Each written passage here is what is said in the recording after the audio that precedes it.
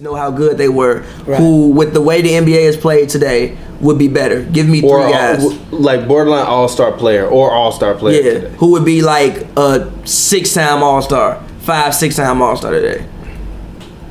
Well, the first person that comes to mind, and we actually talked about it for the show, Mr. Dettler Shrimp. Yeah, that was Dettler Shrimp was the guy who brought this like topic to my mind. I was randomly watching Dettler Shrimp highlights. I have no idea why I was randomly watching Dettler Shrimp highlights. I was just looking at like the '89 Suns roster, and I was like, damn, I thought Dettler was on here in like the '90s, and I just started watching Dettler Shrimp highlights, and I was like, yeah, he's one of those guys who would have been. He would have been like borderline like Dirk Nowitzki, I think. When I think of Dettler Shrimp, I just think of like kind of the same type of player. You know? Dettler Shrimp's best season, he averaged 19.1 points per game, 9.5 rebounds, and 6 assists, while shooting 47% from the field goal range. He only shot 15% from the three-point line, but he also averaged a steal a game that season and 3 turnovers a game for the Indiana Pacers in 1992-1993. Go ahead, sorry. But again, it's like one of those things where you kind of, it's like what he did for the team. I don't know. I feel like he brought way more. He brought more morale. Another guy, you brought him up earlier, the Jason Williams. Just like the way he played, the white Jason Williams. Oh, yeah, you're talking about white chocolate? White chocolate. Yeah. White chocolate. Oh, yeah, he would be cold. Yeah. He would be cold as hell today. We were talking about those passes earlier from Stephen Curry. I mean, I remember watching his videos of him just dribbling. Like, yeah, if you could put him in the offense for like D'Antoni, like... Jason Williams would be a perennial all-star right now. Perennial all-star. He played with an offense like D'Antoni's.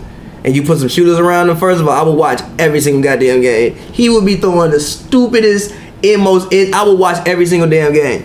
But yeah, definitely. The best year in Jason Williams' career, he averaged 14.8 points a game, 8 assists a game, 1.7 steals a game on 3 turnovers, 2.7 rebounds a game. He shot 29.5% from the 3 and 38% from the field goal range, and that was in 2001-2002 with Memphis. Jason Williams was never an all-star, but Jason Williams with Mike D'Antoni would definitely be all-star. That's what I'm saying.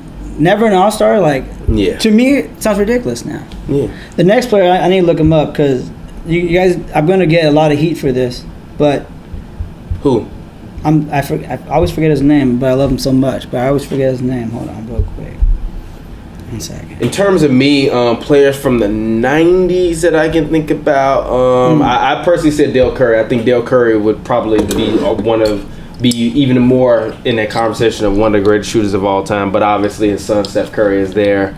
In terms of the 90s, B.J. Armstrong would be way colder right now. Oh my God, B.J. Armstrong damn near would be probably...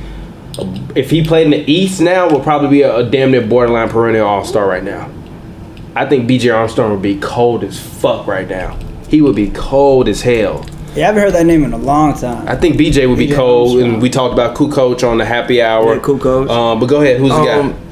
So one of my second favorite player of all time is, and this is basically nostalgic reasons. When I was in college playing NBA 2K with Dwayne Wade on the cover, so I kept being the Miami Heat. And so I followed them at that point. Mr. Antoine Walker. Oh, Antoine would be so good. Yeah, Antoine would be so goddamn. Yo, you know, Twan is like top 100 in scoring or something like that. Antoine Walker would be so goddamn cold, right? With like these small power forwards who can stretch the floor. Yeah. Underrated in his time. Antoine Walker would be fire right now. Antoine Walker's best year, he averaged 23.4 points per game. Actually, his best year, he was an all-star. He averaged 22, 8.8 rebounds a game, 5 assists, 1.5 steals a game. He shot, but his shooting percentages weren't that great. He only shot 39% from the floor that year. He took a lot and of shots, 34% from the 3. He was taking 20 shots a game this year. God damn, Antoine Walker was taking 20 shots a game. That's what I'm saying, dude. Yeah. I also think I love. Sorry about that. I just taking 20 shots. It just proves like his social self-esteem. Like I love that confidence. He was like a 3-time all-star. I think he would probably be like an 8-time all-star if he played now. I mean, I also think a guy like Glenn Robinson would be cold. Yeah, that was my number. Because Mitch Richmond would be better. Yeah, because the thing about Glenn Robinson is, again, with the way teams are playing small, like, can you imagine if you put him at the 4 and you have forwards have to guard him out on the perimeter, and it's not like he didn't have a post game. Like, Glenn Robinson could get you 20 in his sleep. Yeah, no, he was still balling when he was in Milwaukee that year when they lost to the Sixers in the playoffs. Yeah, he was a 2-time All-Star. I think if he's in the East now, he's probably 5. Yeah, definitely. Mitch Richmond Mitch Richmond would have been colder back in his day if he just didn't play with the Kings. The Kings is really the only thing that just held him back. Tim Hardaway would be the coldest guard ever now. Tim Hardaway would be like Kimbo on steroids now. He'd be the coldest guard ever. Yeah, Tim Hardaway would be one of the coldest people Tim Hardaway, he's already in the Hall of Fame, but he's a guy, again, I don't think if you watched him play, you would have. Yeah, he would have been colder. What's the European guy from the Warriors? Who's in the Hall of Fame now? Adrena some shit. I don't know. Speaking of Warriors, Chris Mullin would be way better today. Chris Mullin was good. No, he was good. No, but I'm saying Chris Mullin would even be better today. Yeah. He would be way better today.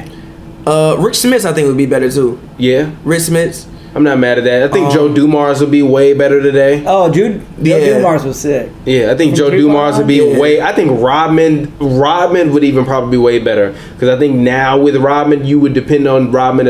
I think if Rodman played now, he would be Draymond Green, but slightly less on offense. Pistons Rodman.